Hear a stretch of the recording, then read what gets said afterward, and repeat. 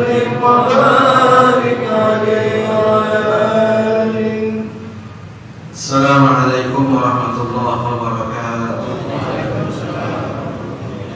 الحمد لله رب العالمين والعاقبة للمتقين ولا عدوان إلا على الظالمين.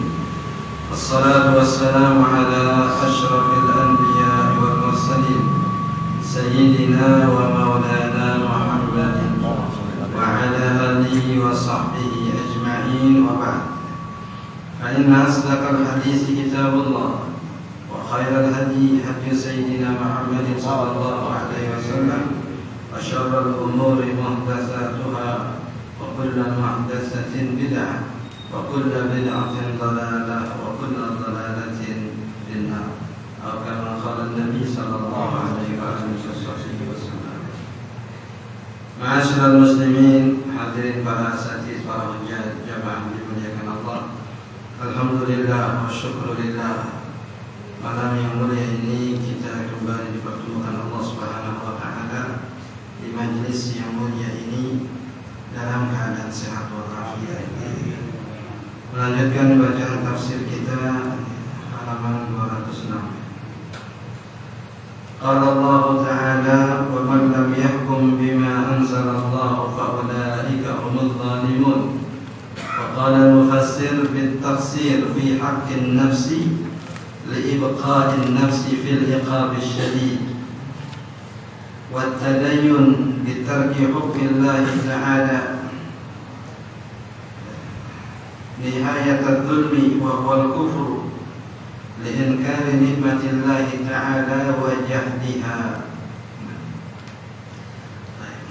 Qala ta'ala, wa man lam yahkum bima anzalallahu fa ulaika humudz zalimun. Dan barang siapa yang tidak berhukum dengan apa yang diturunkan oleh Allah, maka sungguh mereka itu adalah orang-orang yang zalim. Jadi kalau ayat sebelumnya, wa man lam yahkum bima anzalallahu fa ulaika humul kafirun, sesiapa yang tidak berhukum dengan apa yang diturunkan oleh Allah, maka sungguh mereka itu adalah orang-orang yang kafir. Ini jadi ayat utama kelompok-kelompok yang dikenal dengan jamaah at-takfir, kelompok yang suka mengkafir-kafirkan. Lalu di Mesir ada kelompok namanya jamaah at-takfir, al-mukafirun, yang kemudian cabang-cabangnya ada ISIS, ada Daesh. Nah, itu mereka berdalil dengan ayat ini. Sesiapa yang tidak berhukum dengan hukum Allah, maka mereka itulah orang-orang kafir. Yang mengikutinya juga kafir, yang mendukungnya juga kafir. Kita tahu konsekuensi orang yang dicap sebagai orang kafir: halal darahnya, halal hartanya, halal kehormatannya. Ada yahillu irduhu. Jadi kehormatannya udah nggak ada lagi, mau kita katain apa dia boleh, halal. Darahnya juga halal, hartanya juga halal. Jadi modal itu dirampok, dijarah, diambil. Bahkan orang tua yang tidak mengikuti pemahaman mereka juga halal semuanya. Kan kita tahu bagaimana dahulu waktu awal kemunculan Daesh. Nah, Daesh ini Daulah Islamiyah, singkatan Daesh, Daulah Islamiyah, dan negara Islam. Kadang-kadang kalau di kita disebut kelompok ISIS, Islamic State, cuma beda bahasa doang, bahasa Inggris cuma bahasa Arab. Di negara Islam, khilafah bahasa gampang gitu. Jadi mereka beranggapan bahwa negara yang ada sekarang ini menganut sistem tauhid. Negara mana saja tidak menggunakan sistem Islam sehingga dikategorikan sebagai tauhid. Tauhid ini ya, kalau secara bahasa tauhid itu sesuatu yang disembah selain Allah. Jadi orang yang punya peraturan menandingi peraturan Allah sama aja mengklaim dirinya sebagai Tuhan. Bikin peraturan di bumi, padahal buminya punya Allah. Padahal manusianya makhluk Allah, tapi kok berani bikin hukum sendiri dalam pandangan mereka. Sehingga yang tidak menerapkan hukum Allah tapi justru menerapkan hukum manusia itu dianggap sebagai tandingan Tuhan, dibahasakan dengan tauhid, zamannya tawaghid. Nah, itu yang Allah Subhanahu wa taala memang sebut itu tauhid.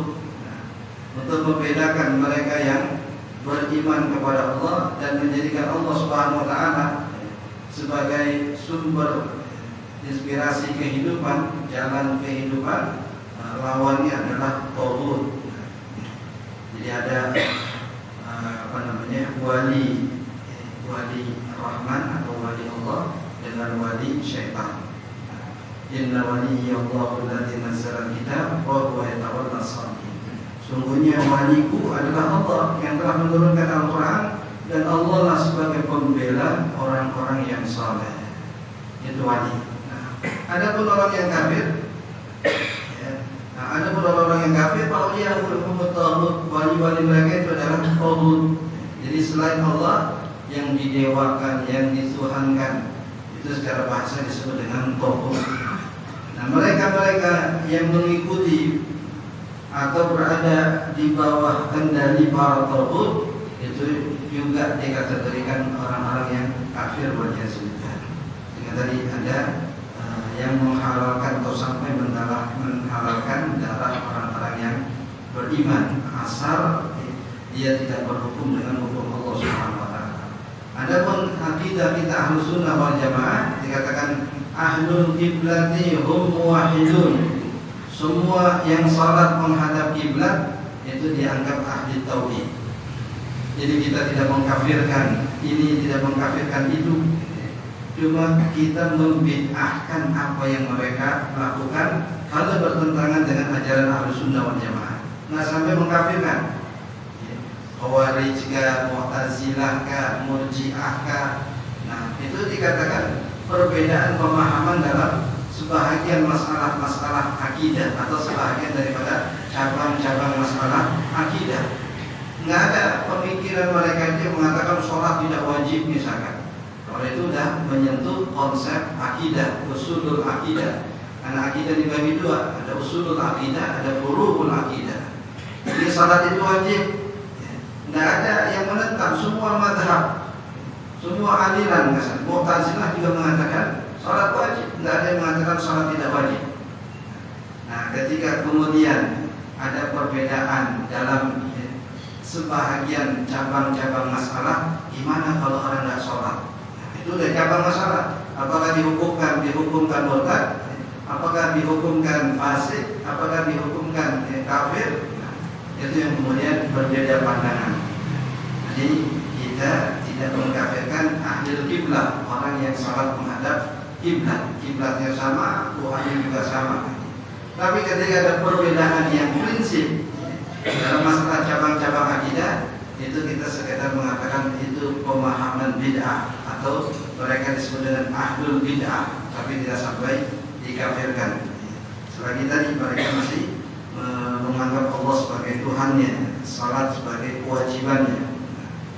Nah, karena pemahaman seperti ini, kelompok-kelompok Daesh atau yang seumpamanya itu yang melencengkan pemahaman yang kelompok yang di Mesir disebut Jamaah al-Ikhwan atau Ikhwanul Muslimin, sering disebut atau disingkat dengan IM, Ikhwanul Muslimin, dengan pemahaman salah satu tokohnya Said Qutb yang mati di penjara, mati dihukum gantung oleh penguasa Mesir saat itu.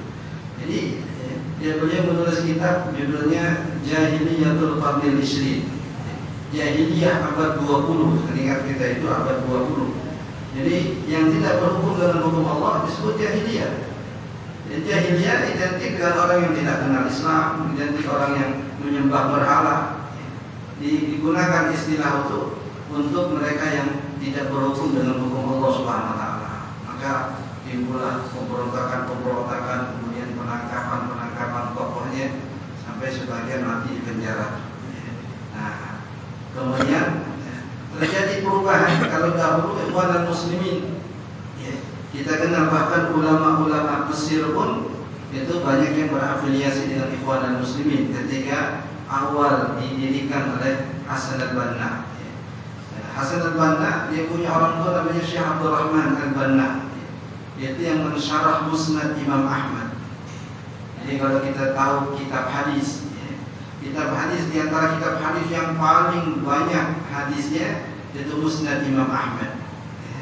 Jadi kalau dalam kisaran jumlah hadis itu ratusan ribu berbanding dengan hadis Sahih Bukhari cuma ada 7 ribuan, 7275. Kemudian ada Sahih Muslim cuma ada 4.000 hadis. Ini sampai ratusan ribu hadis. Kemudian disyarah lagi. Syarah Bukhari yang cuma 7.000 hadis saja sudah bisa sampai berjilid-jilid karangan Al-Hafidz bin Hajar Al-Asqalani. Apalagi mensyarah Musnad Imam Ahmad. Itu orang tua beliau ahli hadis. Nah, salahnya diakui. Digelari juga dengan As-Sa'ati karena profesi beliau tukang reparasi jam. As-Sa'ati dia tukang reparasi jam. Anaknya ini Syekh Hasan al-Banna kemudian punya pemikiran tersendiri tentang konsep negara Islam, tentang konsep khilafah di atas muka bumi. Akhirnya beliau mendirikan kelompok yang disebut dengan Jamaatul Ikhwan. Kemudian ada cabangnya atau underbone yang disebut dengan Syubhanul Muslimin. Itu guru-guru kita memang ikut pertama itu. Ada Syekh Muhammad Al-Ghazali, ada Syekh Muhammad Zaki Ibrahim. Itu tokoh-tokoh yang termasuk Dr. Yusuf Al-Qaradawi yang masih hidup sampai sekarang. Sampai mereka di garda terdepan ketika berperang dengan Israel, ikut dalam peperangan melawan Israel. Sampai kemudian banyak terjadi penyimpangan sebagian pemikirannya sehingga lebih dominan kepada politik. Nah, mulai saat itulah kemudian ulama-ulama yang bergabung mengundurkan diri. Ini bukan lagi konsep dakwah, karena dahulu ini dianggap sebagai kelompok dakwah seperti Jamaah Tabligh dan seterusnya.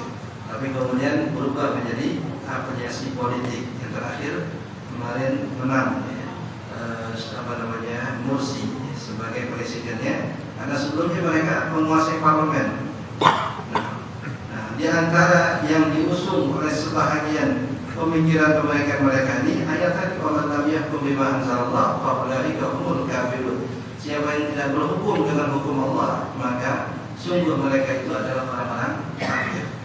Sama seperti kelompok bid'ah yang mengusung hadis kullu bid'atin dhalalah wa kullu dhalalatin finnar. Jadi sama kakunya dengan pemahaman tentang ayat "Wa man lam yahkum bima anzalallah fa ulaika humul kafirun." Bagaimana muslim yang berada di negara non-Islam, pemerintahannya bukan pemerintahan Islam dan seumpamanya, atau di negara kita yang memang konsepnya bukan negara Islam. Nah, bikin KTP, kemudian ngurus ini, ngurus itu semua ikut kepada peraturan pemerintah. Nah, kalau murni atau kalau mutlak tidak mengakui sistem seumpama ini, ya konsekuensinya mereka juga tidak menikmati fasilitas-fasilitasnya. Nunggu sampai negara Islam berdiri. Sama seperti konsep Syiah. Konsep Syiah meyakini bahwa kepemimpinan yang sah itu hanyalah kepemimpinan Al-Imamul Maksum yang saat ini lagi bersembunyi di Sirdab. Jadi dari 12 imam Syiah yang terakhir namanya Hasan al-Ashqari. Kemudian putranya yang masih kecil Muhammad bin Hasan al-Ashqari yang sembunyi di dalam gua dan nggak keluar sampai sekarang. Kata ulama Syiah, dialah nanti akan jadi Imam Mahdi. Lagi ngumpet, kita nunggu sampai dia keluar. Maka ritual mereka tuh teriak-teriak di mulut gua Sirdab tadi, "Ya Imam keluar, ya Imam keluar." Karena mereka nggak bisa mengakui kepemimpinan siapapun kecuali kepemimpinan Imam Mahdi yang akan muncul di akhir zaman. Ini 3 hal yang disebut oleh Allah Subhanahu wa taala. Siapa yang tidak berhukum dengan hukum Allah, mereka itu kafir, mereka itu zalim, mereka itu fasik. Nah, sehingga ulama menyatakan berarti ada 3 keadaan orang yang mengingkari atau orang yang tidak berhukum dengan hukum Allah Subhanahu wa taala. Ada yang tidak berhukum dengan hukum Allah karena memang tidak mau dan karena memang tidak meyakini bahwa hukum Allah itulah yang terbaik. Mereka inilah yang kafir. tidak mengakui hukum Allah, tidak menerima hukum Allah, dan juga tidak ada sama sekali keinginan untuk mengusung hukum-hukum Allah Subhanahu wa taala. Jadi betul-betul tidak beriman kepada hukum Allah. Ini yang di dalam konsep disebut dengan al-hakimiyah. Itu yang memunculkan kelompok Khawarij di zaman Sayyidina Ali radhiyallahu taala anhu arda. Jadi Sayyidina Ali ketika berperang dengan Sayyidina Muawiyah, Sayyidina Ali hampir-hampir saja memenangi pertempuran itu. Kelompok Muawiyah radhiyallahu taala kemudian menusukkan mushaf dengan tombak-tombak mereka lalu diangkat ke atas. Jadi sebagai pernyataan bahwa mereka ingin keputusan terhadap perselisihan itu dikembalikan kepada Quran. Nah, akhirnya diterima oleh Sayyidina Ali. Namanya orang beriman yang memang bersyahadat, yang memang melakukan salat, kemudian menyimpang sedikit atau kemudian berontak, lalu ingin berdamai, jelas diterima keinginan mereka untuk berdamai. Orang kafir saja kalau ingin berdamai diterima, apalagi sama-sama Muslim. Tapi kelompok Khawarij ini nggak terima. Kalau memang kita berada di atas kebenaran, ya perangin terus sampai habis mereka, sampai binasa mereka. Nah, mereka membuat slogan dari itu, la hukma illa lillah. Tidak ada hukum kecuali hukum Allah. Jadi kita nggak wajib patuh kepada Muawiyah, kita juga nggak wajib patuh kepada Sayyidina Ali. Yang kita patuhi hanya Allah Subhanahu wa taala. Karena hakim urida bihal batil, perkataan hak tapi tujuannya batil. Kedua dari penguasa saya, akhirnya mereka tidak mendukung Sayyidina Muawiyah, tidak juga mendukung Sayyidina Ali. Justru merencanakan untuk membunuh mereka. Sayyidina Muawiyah dijaga ketat oleh pengawal-pengawalnya, akhirnya selamat dari pembunuhan. Sedangkan Sayyidina Ali radhiyallahu anhu ketika ingin memimpin salat subuh, dia dibunuh oleh Abdurrahman bin Muljam. Namanya Abdurrahman, hafiz Quran, tapi punya konsep yang berbeda tentang hukum Allah. Ini Ali nggak ikut hukum Allah sehingga kafir, karena kafir halal darahnya. Nggak lihat lagi latar belakang beliau, siapa beliau, kapasitas beliau, ujian Nabi kepada beliau, udah blank gitu, udah blank. Bayangin kalau sekali Sayyidina Ali dibunuh, apalagi kita. Nah, itu pemahaman yang sangat berbahaya, yang hanya menyatakan pihaknya lah yang paling benar, selainnya salah. Bukan sekedar salah, tapi wajib dibinasakan, wajib di bumi hanguskan. Akhirnya terbunuhlah Sayyidina Ali radhiyallahu taala anhu. Kemudian berlanjut pada khilafah sesudahnya, peperangan yang tidak berkesudahan, baik saat munculnya khilafah Umayyah, kemudian dilanjutkan dengan khilafah Abbasiyah.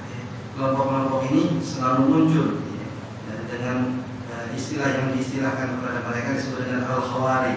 Khawarij adalah orang yang keluar dari hukum manusia, berpegang hanya kepada hukum Allah. Khawarij artinya kharij, orang yang keluar konsepnya.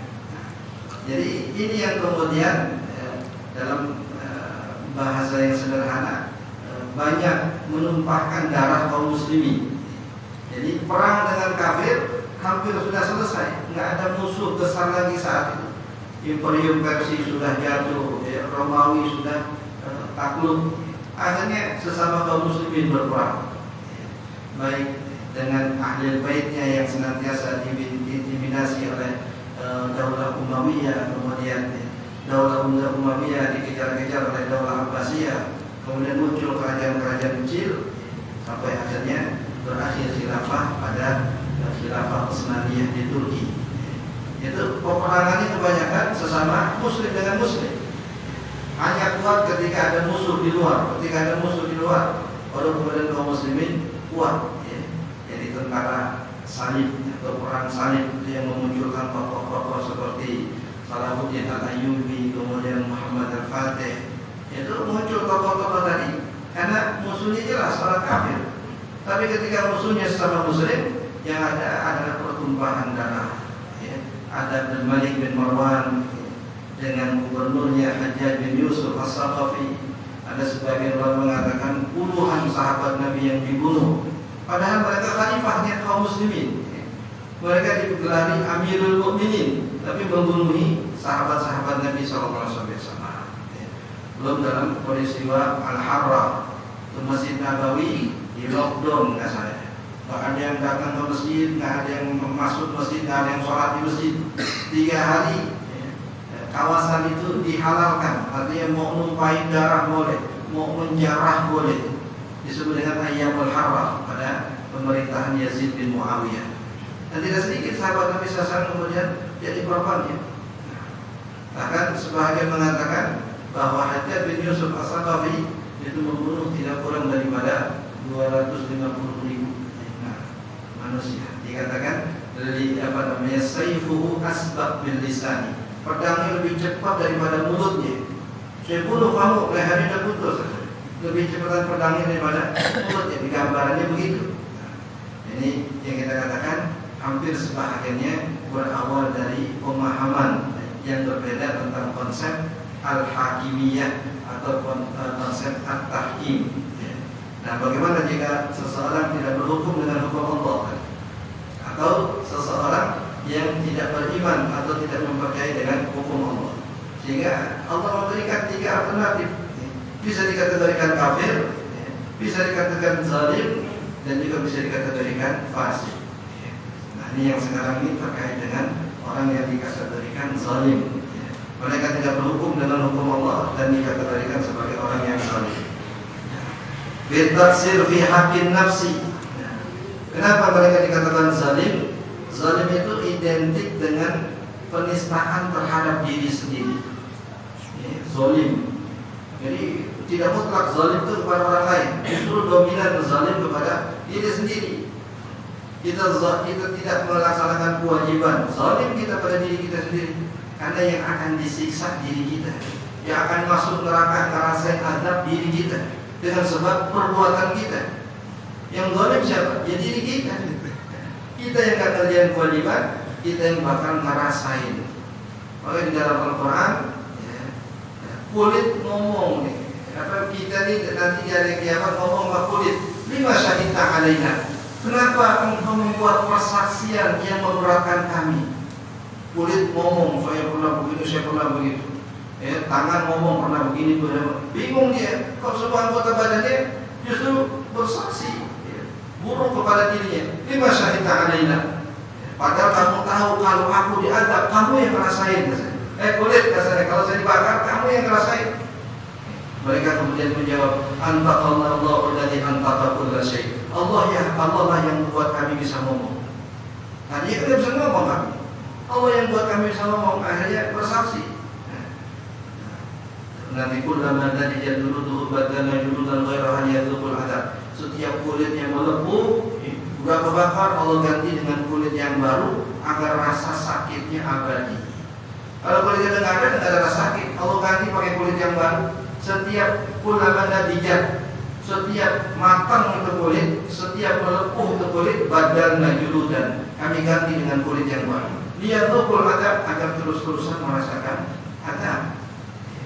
Jadi tetap anggota badan, walaupun kita sendiri heran, kenapa kok justru bersaksi, padahal persaksian itu akan merugikan mereka. Oh, ternyata mereka bukan bersaksi sendirian, tapi Allah lah yang membuat mereka bicara. Allah yang membuat mereka ngomong. Lima syahidna alaina. Ya, kita sendiri bingung, lima syahidna alaina. Kalau syahidna ala artinya persaksian yang memberatkan, bukan meringankan. Kalau meringankan, ya kami turut taat kepadamu ya Allah, kami dipakai buat taat kepadamu, buat ibadah kepadamu. Itu persaksian yang meringankan atau menguntungkan. Tapi ini justru sebaliknya, persaksian yang merugikan. Jadi orang yang tidak berhukum dengan hukum Allah disifati sebagai orang yang zalim. Kenapa zalim? Karena itu akan menyebabkan dirinya diadab oleh Allah Subhanahu wa taala. Berarti dialah yang telah menzalimi dirinya. Qala bitaksir fi haqqin nafsi, yaitu dengan at-taksir fi haqqin nafsi, tidak menunaikan hak jiwa kita. Kita jiwanya harus kita jaga, kita pelihara. Justru bukan kita nistakan atau kita siksa dengan sebab maksiat yang kita lakukan. Liqa'in nafsi fil iqabi syadid, karena dengan sebab mereka tidak mau mengikuti hukum Allah, berarti mereka mengekalkan jiwa raga mereka di dalam azab yang pedih. Ya, gara-gara itu mereka diazab oleh Allah Subhanahu wa taala dan mereka zalim kepada dirinya. Wa tadayyun bi tarki hukmillah, dan juga at-taksir fit tadayyun. Jadi kalau tadi penistaan kepada diri sendiri dengan menyebabkan dia diazab, yang kedua penistaan dalam mengamalkan agama, at-tadayyun.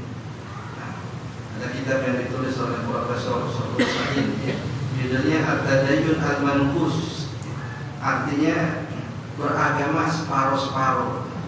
Jadi sisi yang ini dikerjain, sisi yang ini ditinggalin. Wal aksu sahih, dan juga sebaliknya. Jadi ada orang yang fokus ibadah saja, misalkan nggak mau peduli dengan amar ma'ruf nahi munkar. Orang mau gimana terserah, yang penting saya fokus ibadah. Ini bagian daripada at-tadayyun al-manqus. Tidak boleh kita mendiamkan kemungkaran kalau kita punya kemampuan untuk merubah kemungkaran. Bayangin kalau semua orang berprinsip seperti itu, yang penting saya baik atau yang penting saya ibadah, terserah orang mau ngapain. Enggak bisa terserah. Malam yahtam nabi umuril muslimin falaysa minhum. Kata Nabi, siapa yang tidak peduli dengan urusan orang Islam, maka dia bukan termasuk golongan mereka. Jadi kata ulama, kalau ada hadis Nabi yang menyatakan bukan golongan kami atau yang seumpamanya, itu pada hal yang disebut saja, pada hal yang disebut saja, bukan mutlak, bukan umat Nabi secara mutlak ya. Nah, misalkan dalam hadis Nabi SAW, ya, nah, Allahumma shalli ala sayyidina Muhammad, laisa minna man lam yarham saghirana wa lam yuwaqqir kabirana. Bukan golongan kami orang yang tidak sayang kepada yang muda dan tidak hormat kepada yang tua. Di situ Nabi katakan bukan golongan kami, bukan berarti dia kafir hanya gara-gara tidak sayang kepada yang muda atau tidak menghormati yang tua. Artinya di sisi itu dia tidak ikut ajaran kami. Ajaran kami sayang sama yang muda, hormat sama yang tua. Kalau dia tidak melakukan itu, maka dia tidak ikut ajaran kami. Dalam hal itu, walaupun dia sembahyang katanya, urusan sembahyang lain lagi. Jadi laisa minna ini bukan mutlak, artinya dia kafir. Bukan mutlak, artinya dia bukan umat Rasulullah SAW. Ya. Jadi kalau dalam hadis misalkan, man wajada sa'atan wa lam yudhi fala yaqrabanna musallana. Atau dalam hadis, man wajada sa'atan falam yahud falaysa minna. Orang yang punya kemampuan harta harta tapi tidak mau haji, itu bukan golongan kami. Itu bukan berarti mutlak dia kafir. Atau siapa yang memiliki kemampuan tapi tidak mau berkurban, maka jangan deketin mushola kami. Jangan deketin mushola kami. Artinya dalam hal itu, karena penggunaan mushola itu konteksnya sholat hari raya. Kalau nggak mau korban, nanti jangan ikut sembahyang hari raya, kasarnya begitu. Nah, tapi bukan tadi kalau yang korban mushola jangan ke masjid-masjid. Nanti kata sembahyang Jumatnya gimana, ini gimana ya. Itu dalam konteks itu saja yang dipahami oleh para ulama-ulama kita. Nanti begitu juga. Kalau mereka kaum kafirun, konteksnya apa? Nabi Allah sebut mereka kafir. Konteksnya kalau mereka mengingkari hukum hakam Allah, tidak mau menerima ketentuan hukum Allah, dan tidak beriman dengan hukum Allah. Kalau kaitannya dengan zalim tadi itu, orang yang tidak berhukum dengan hukum Allah, dalam konteks ini mereka telah berlaku zalim kepada dirinya sendiri. Dengan sebab itu mereka akan diazab oleh Allah Subhanahu wa taala. Ada wadatayun, di mana sisi kekurangannya tadi, sisi kekurangan dalam menjaga kehormatan jiwa. Ini sisi kekurangan dalam konsep beragama, bitarki hukmillah, dengan meninggalkan hukum hakam Allah. Nihayatul zulmi, yang dengan itu adalah puncak kezaliman. Orang yang tidak mau berhukum dengan hukum Allah, itu sebagai puncak kezaliman. Nggak mau sembahyang padahal sholat itu ketentuan Allah, nggak mau zakat padahal zakat itu hukum Allah, nggak mau haji padahal haji itu hukum Allah. Jadi puncak dari kezaliman adalah kufur kepada Allah. Karena Al-Quran mengatakan inna zulma, inna syirka la zulmun adzim. Sesungguhnya kesyirikan itu adalah kezaliman yang sangat besar. Gimana ini nggak dibilang zalim? Allah yang menciptakanmu, Allah yang memberi rezeki kepadamu, memberi kehidupan kepadamu, kok nggak mau beribadah kepadanya? Kok justru menyekutukannya? Ada nggak kezaliman yang lebih besar dari itu? Asal kepada manusia saja, saat ada orang berbuat baik kepada kita, sepatutnya kita balas dengan kebaikan. Ada nggak yang lebih besar kebaikannya dari Allah SWT?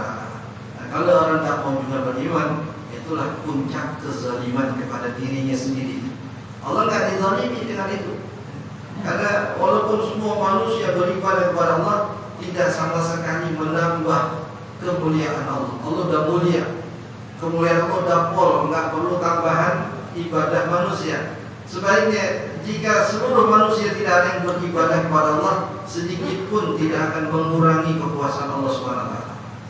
Nah, itu prinsipnya begitu. Jadi Allah sudah pol mulianya dan Allah tidak akan pernah berkurang kekuasaannya. Jadi nggak nambah-nambahin gitu. Ini nambah-nambahin orang Islam, enggak perlu nambah-nambahin. Islam tidak memerlukan kita, kita lah yang justru memerlukan Islam. Ala wa huwal kufru, puncak kezaliman yaitu kufur. Liinkari nikmatillahi ta'ala, karena ia mengingkari nikmat Allah.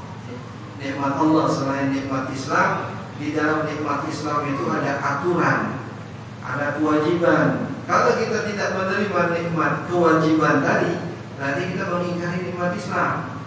Udah ditakdirkan jadi orang Islam, tapi nggak mau sembahyang misalnya, atau nggak mau melaksanakan kewajiban, itu bentuk kezaliman kepada Islam atau buat kezaliman kepada agama, disebut dengan tadayun.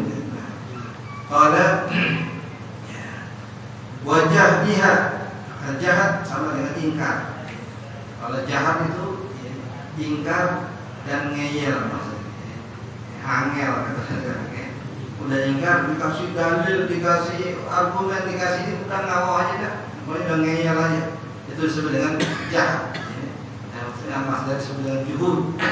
Kalau juhud ini bukan juhud pakai hak gede, juhud pakai hak kecil. Juhud artinya pengingkaran. Kalau juhud pakai hak gede artinya usaha dan pengorbanan. Itu jauh artinya. Hak kecil dengan hak gede.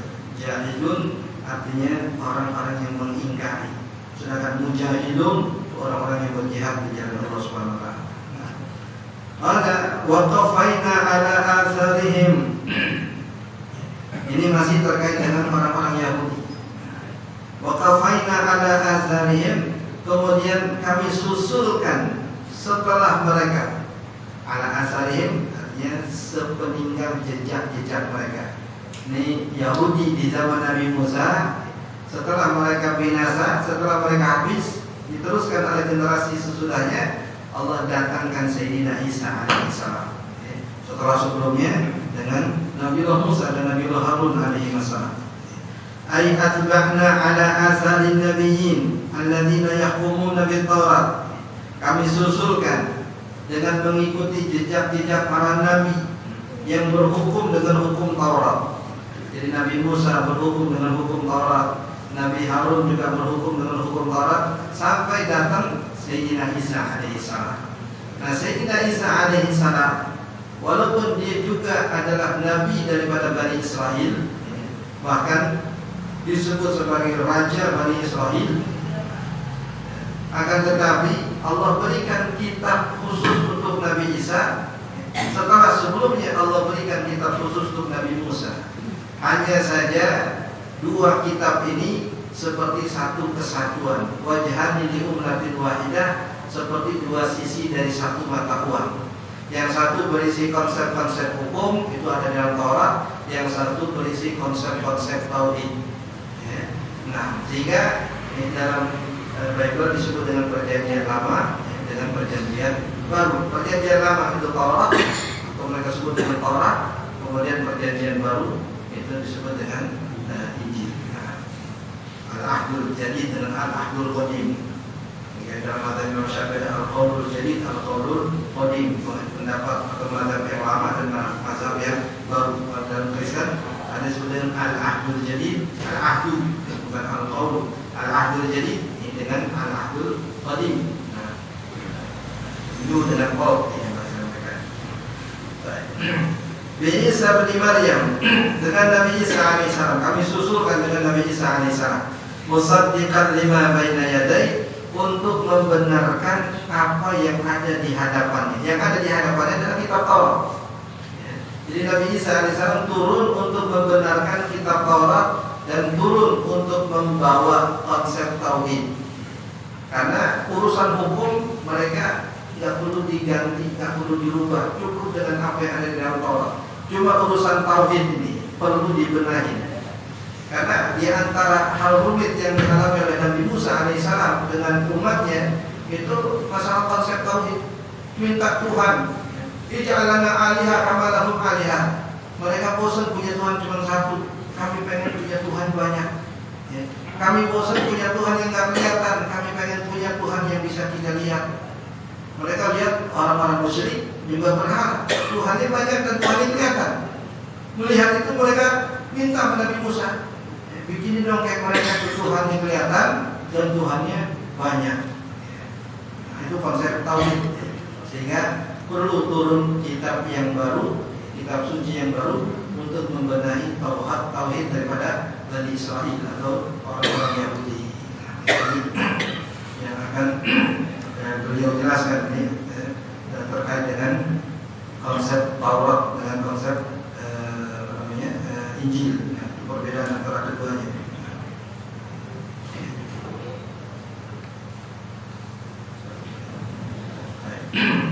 Qala musaddiqan lima baina yadayhi, ay lima qabla Isa, yaitu membenarkan apa yang datang sebelum Isa. Mimma ata bihi Musa, yaitu sesuatu yang dibawa oleh Nabi Musa, ayat Taurat. Minat Taurat. Wa makna kauni Isa musaddiqan lit Taurat. Adapun arti daripada bahwa Nabi Isa membenarkan isi Taurat, annahu aqarra bi annahu kitabun munzalun min indillah. Bahwa Nabi Isa menyatakan bahwa kitab Taurat betul turun dari Allah, yang diturunkan kepada Bani Israil. Wa aqarra bi annahu kana haqqan wajibal amali bihi qabla wurudin nasri. Dan Nabi Isa juga meyakini atau mengakui bahwa kitab Taurat itu kitab yang benar, wajib diamalkan sebelum ada perubahan. Jadi kalau nanti ada perubahan, misalkan di syariat Nabi Musa alaihissalam itu ada syariat khitan, di syariat Nabi Isa juga ada syariat khitan, di syariat kita pun juga ada syariat khitan. Jadi kalau seandainya pada syariat Nabi Musa diharamkan makan babi misalnya, di syariat Nabi Isa juga diharamkan makan babi. Kalau di syariat sebelumnya diharamkan minum khamar, di syariat Nabi Isa pun juga diharamkan minum khamar. Dan dalam syariat Islam semuanya pun juga sama. Ada syariat kita tidak boleh minum khamar, tidak boleh berjudi dan seumpamanya. Cuma ada sedikit perbedaan-perbedaan pada masalah-masalah hukum dengan syariat Islam. Itu Islam datang untuk menyempurnakan baik yang ada di dalam Taurat maupun yang ada di dalam Injil. Karena